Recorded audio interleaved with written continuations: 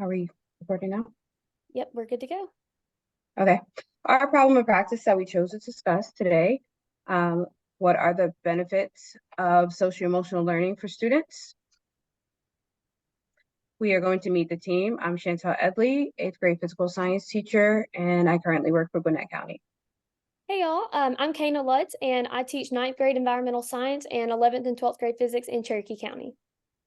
Hi, I'm Tanya Skullark. I teach third grade gifted math, science, and social studies in Gwinnett County. You did.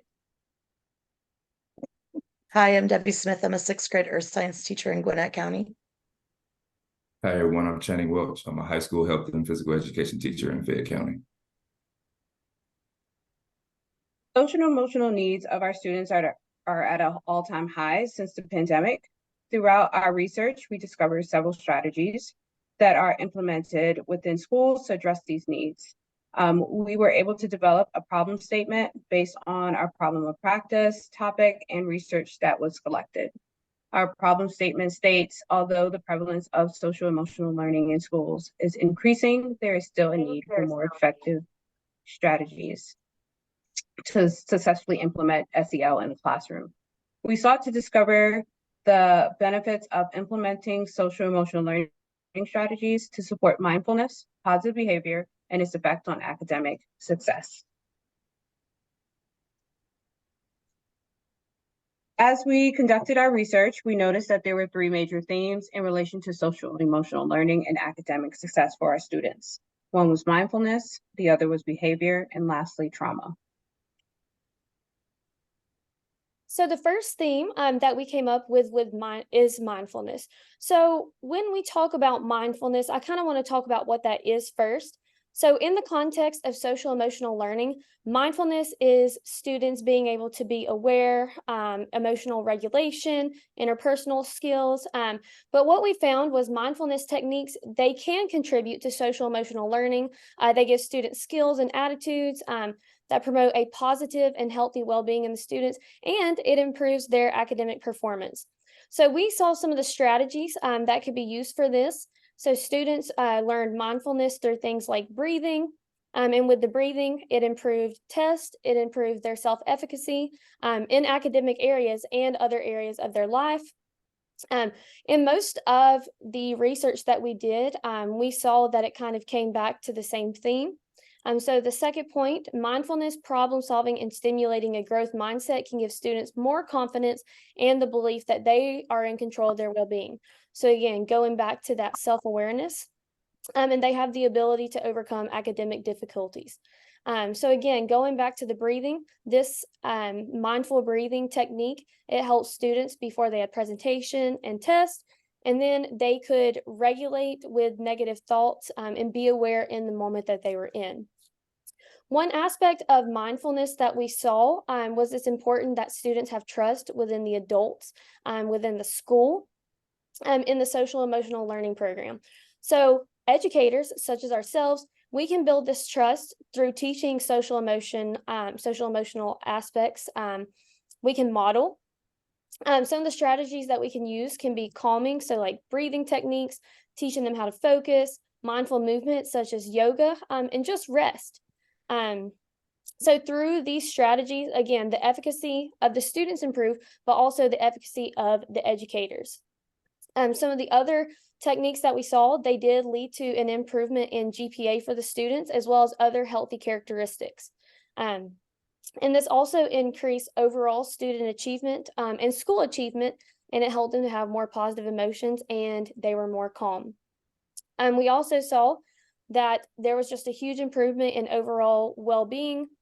So students had exercises related to breathing, pausing, movement, and test taking. Again, going back to mindfulness, it's being aware. So they're more aware of themselves and their emotions, and improves self-efficacy and their academic performance.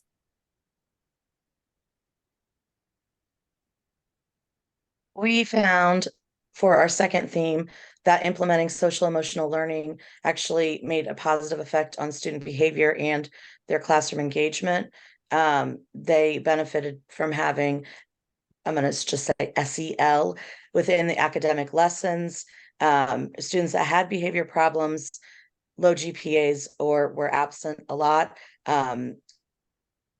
benefited in all of those areas when SEL was implemented, starting at a young age, like pre-K to third grade, for students with disabilities, supported their improvement for social skills and motivation in academics. And then we found the parent participation to be very important, not only in supporting what they were doing at schools with social emotional learning, but also creating that positive environment at home so that the children would behave appropriately, reinforcing it at home. For theme 3, we found trauma. Trauma in a student's life can affect their social, emotional learning, and academic achievement.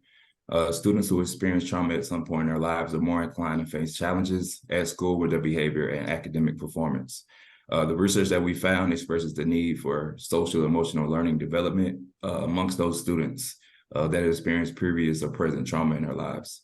It's imperative for SEL strategies and practices to be implemented in any school so that those students who have experienced that past or present trauma have the supports needed so that they can succeed in school academically, socially, and emotionally.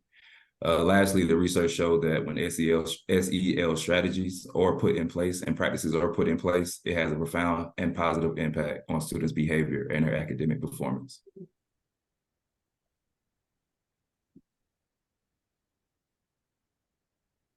Okay, so we have some practical solutions that we could come up with.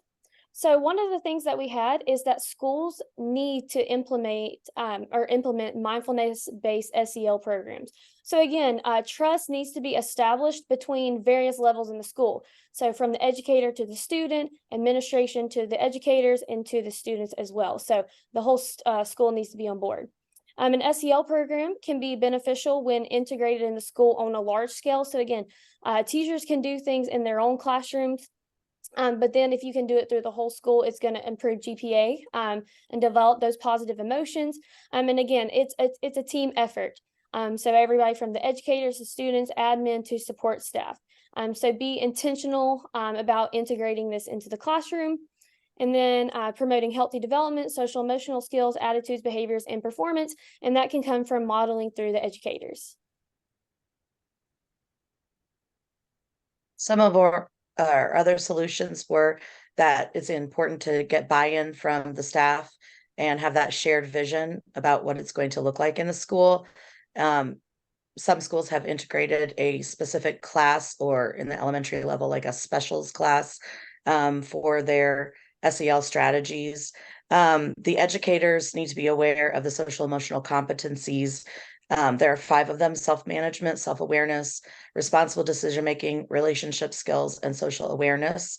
Again, with that parental involvement being very important, and encouraging parents to set up an environment at the home so that the students can practice some of their social emotional learning skills at home. And then involving our guidance counselors to work through the childhood traumas that students have experienced, helps set them up for greater success in post-secondary learning.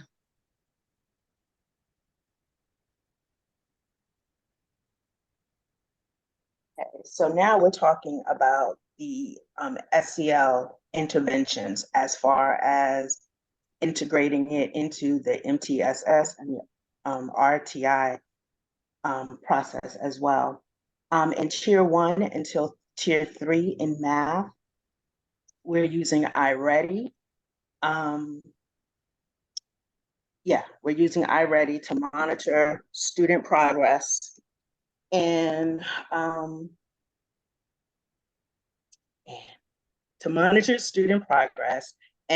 to help to drive instruction. As far as early intervention, in my classroom, early intervention, we have what's called a calming corner in our classroom.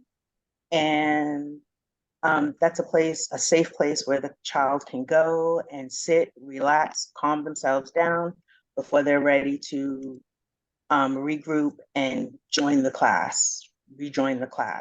We also have what's called an SEL specials class where students get to go at least once a month for 3 days during specials, their specials rotation. And they also learn the breathing techniques, the mindfulness, to be able to integrate socially and emotionally with the rest of the class. Okay, implications. Like I said previously, we do have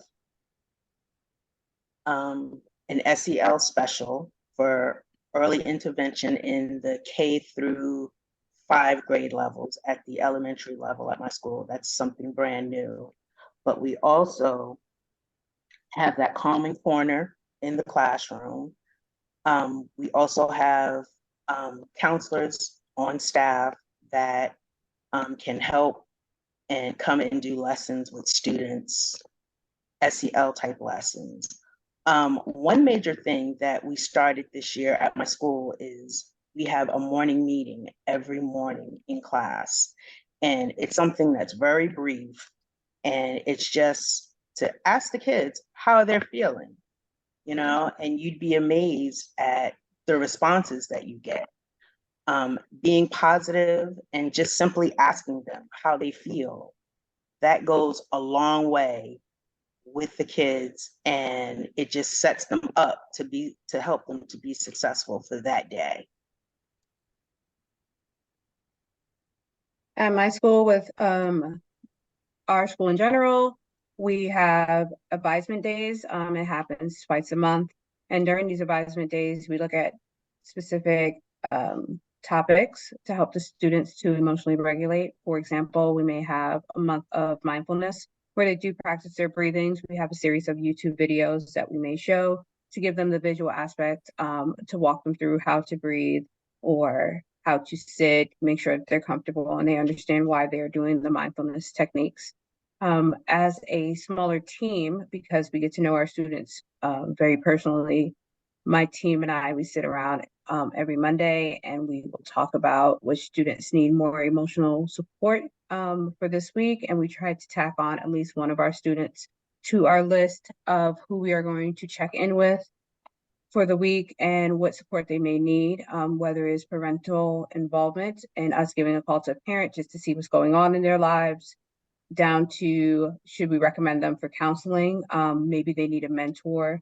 Maybe they just need a few minutes to themselves in the hallway before starting class or after class. And we also implement a lot of check-ins.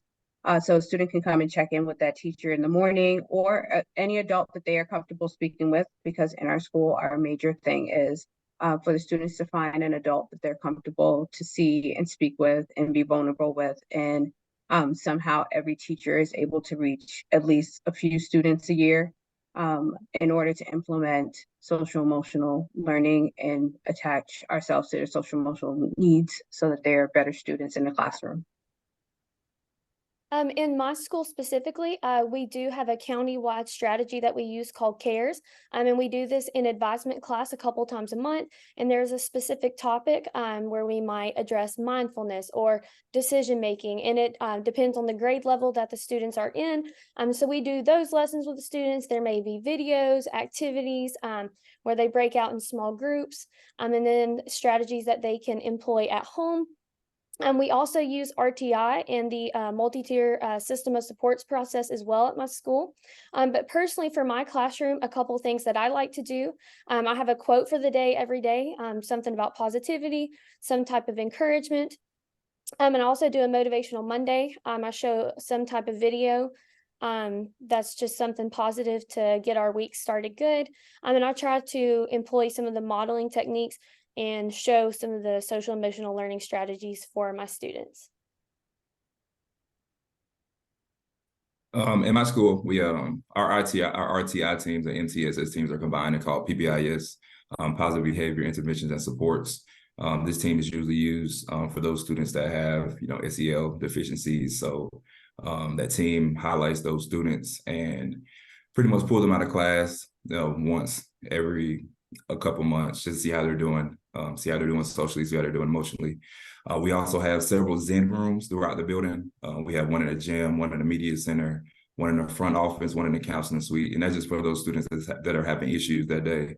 They just need somewhere to go and relax. So they can go to the Zen room, and then they have a certain number of passes so they can't, abuse that privilege. But that's another way to help those students that are dealing with social and emotional learning needs. One thing I've been doing recently, since we've done this problem of practice, is just introducing a deep breath. In through the nose, we do a count of 6, we hold it for a couple of seconds, and then we do a slow release. And it does have a very calming effect. I did that immediately after we had an accidental hard lockdown, and we went from being very worried to much calmer very quickly. So. In conclusion, the research highlighted several effective strategies and practices that educators and administrators can implement in their schools to support those students that have a deficiency in their social emotional learning skills. The research revealed that if a great emphasis is put on developing a student's social emotional learning skills, then it will have a profound impact on that student's academic success. This is our contact information. If you guys have any further questions, you can definitely email us.